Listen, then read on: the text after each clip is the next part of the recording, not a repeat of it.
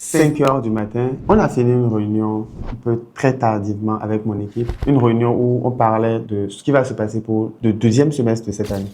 Et après cette réunion, mon idéal a insisté que je fasse une vidéo pour vous donner un petit conseil pour cette nouvelle partie qui démarre et tout. Et j'espère que cette vidéo va réellement servir à pas mal de personnes parce que je fais quand même un certain sacrifice pour le faire actuellement. Si tu es nouveau sur cette chaîne, abonne-toi et like cette vidéo pour me donner un peu plus de force. Et sans plus tarder, je vais entamer avec les 6 ou 5 conseils que je vais te donner pour cette deuxième partie de l'année et pour le reste de ta vie. Premier conseil, c'est il vaut mieux pour toi d'utiliser de l'argent pour gagner du temps que d'utiliser du temps pour gagner de l'argent. Les pauvres ont cette tendance-là à utiliser du temps pour gagner de l'argent plutôt que d'utiliser l'argent pour gagner du temps. J'explique. Il y a plusieurs personnes actuellement qui seraient prêtes à se déplacer pour faire 18 km, 45 minutes ou 30 minutes de trajet juste pour aller acheter quelque chose quelque part où ils ont une réduction de 500 ou de 1000 francs. Juste pour gagner 500 ou 1000 francs, ils seraient prêts à faire ce déplacement alors que s'ils utilisent ces 30 ou 45 minutes qu'ils vont perdre là pour continuer à apprendre, pour faire quelque chose d'autre de plus utile de leur temps, ils pourraient beaucoup plus facilement s'en sortir, beaucoup plus facilement quitter ce niveau social auquel ils sont. Donc très important, utilise l'argent pour gagner du temps plutôt que du temps pour gagner de l'argent. Deuxième conseil, ne collez pas votre échelle sur n'importe quel mur. Faites très attention au mur sur lequel vous placez votre échelle. Qu'est-ce que j'appelle mur? C'est les différentes opportunités qui se présentent à vous actuellement, qui sont peut-être des opportunités pour gagner de l'argent, pour s'en sortir de la vie et tout. Il y en a plusieurs peut-être qui sont peut-être beaux sur papier, intéressants, mais derrière le fond n'est pas vraiment intéressant parce que tu vas prendre du temps, gravir cette échelle pendant un certain temps et te rendre compte ensuite que ce mur sur lequel tu as placé l'échelle s'effondre et tout ce que tu as appris ne te sert plus à rien. Et un autre exemple que je peux vous dire, c'est aujourd'hui, par exemple, actuellement, il est beaucoup plus intéressant pour vous actuellement de vendre des produits, si je vais parler du commerce, de faire du commerce en ligne que de faire du commerce en présentiel, en physique et avoir une boutique. Tout simplement parce que en ligne, vous avez la possibilité de toucher beaucoup plus de personnes.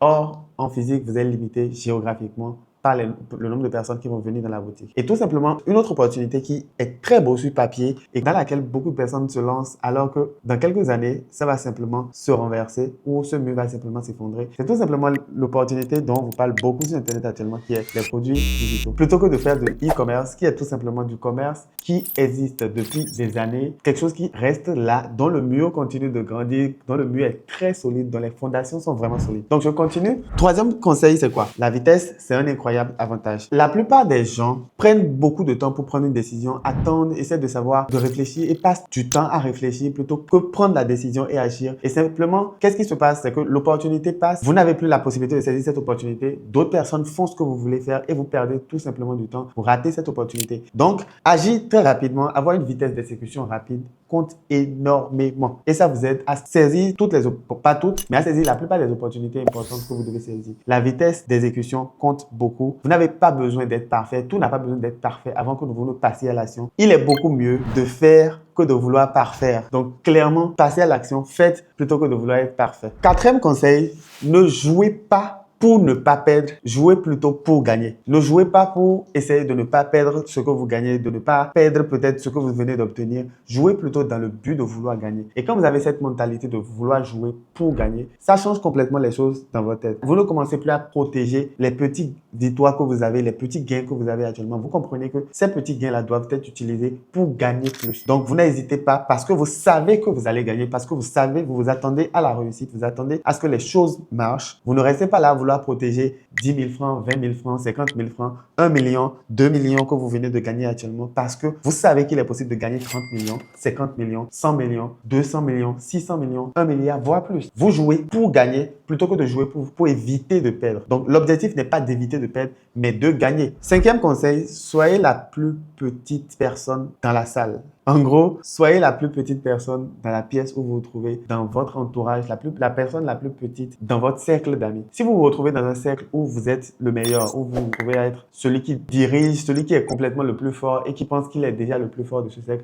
vous devez le quitter et aller quelque part où on vous stresse, quelque part où vous êtes ridicule, quelque part où vous êtes minuscule, quelque part où des gens font des choses qui vous ouvrent l'esprit, des choses qui vous débloquent, qui vous font voir qu'il y a un autre niveau. Entourez-vous de personnes qui pensent plus vite que vous, qui agissent plus vite vite que vous et qui voient les choses plus grandes que vous. Je ne dis pas de chasser tous vos amis que vous connaissez depuis très longtemps, de les oublier. Je dis juste qu'à un certain moment dans la vie, il est important de s'entourer de certaines personnes qui sont au-delà de votre niveau pour que votre cerveau continue de penser qu'il y a mieux, qu'il y a toujours quelque chose au-delà de ce que vous faites actuellement. Sixième conseil, je pense, ou septième, je ne sais plus à quel niveau je suis, on va arrêter de compter. L'investissement le plus rentable que vous puissiez faire sur cette terre, c'est d'investir en vous-même. Investir dans vos compétences, dans vos connaissances. Les compétences et les connaissances s'accumulent beaucoup plus vite que l'argent. Et vous ne pourrez gagner de l'argent que jusqu'au niveau de compétences que vous avez. Si vous avez l'intention de vivre longtemps et que vous ne pensez pas que vous allez mourir demain, vous comprenez clairement que votre cerveau vous suivra tout le long de votre parcours, vous suivra tout le long de votre vie. Et plus vous nourrissez celui-ci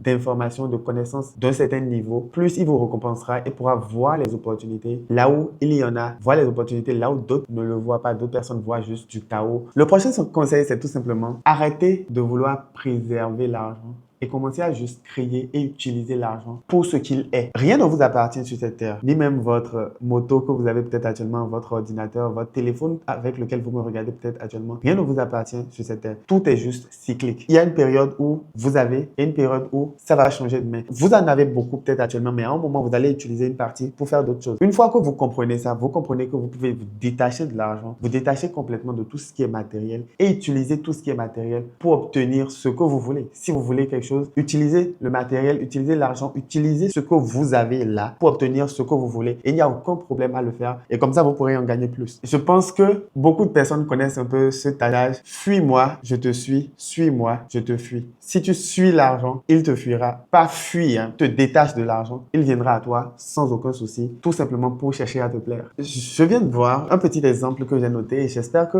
ça pourrait aider à un peu voir le truc différemment. J'ai noté ici quoi. Si l'argent ne sort pas, l'argent ne rentrera pas tout simplement. Imagine simplement, tu as un bidon de 5 litres. Ou bien tu as un bocal par exemple de 5 litres, cette tasse, et tu commences à la remplir, tu commences à verser de l'eau dedans. À un moment, ça va se remplir. Si tu ne dépenses pas pour peut-être agrandir ou pour prendre une tasse qui est plus grande, tu ne pourras pas prendre une certaine quantité, tu ne pourras plus prendre une certaine quantité d'eau. Tu seras toujours limité à la quantité d'eau que cette tasse-là peut contenir. Donc, si tu dépenses et que tu fais en sorte d'agrandir la taille de ta tasse, tu fais en sorte d'acquérir plus de connaissances ou de faire tout ce qu'il faut, dépense l'argent pour agrandir la taille de ton contenant, tu pourras contenir plus d'argent, tu pourras prendre plus d'argent. C'est tout simplement ça. Donc, j'espère que ça pourra permettre de voir un peu de quoi je parle. Dernier conseil, c'est améliorer les bases. Améliorer vos bases. Tout simplement, un arbre solide que vous voyez et tout. Un arbre qui résiste à la tempête, au vent, aux marées, à tout ce qui a comme intempérie sur cette terre, a souvent des racines bien ancrées dans le sol. Les arbres qui tombent très souvent quand il pleut ou bien qui ne résistent pas à la tempête sont simplement des arbres qui n'ont pas des racines bien ancrées. Et les racines chez vous, c'est quoi? C'est vos compétences, les choses basiques. Quand je dis les choses basiques, la gestion peut-être de l'argent, les compétences que vous avez. En tout cas, cherchez à améliorer vos bases, vos racines, la source elle-même, c'est-à-dire peut-être même vous-même et tout, pour que vous puissiez résister au vent, aux marées, aux tempêtes, à tout ce qu'il y a comme intempérie, tout ce qui pourrait vous arriver de mal sur cette terre. J'espère que cette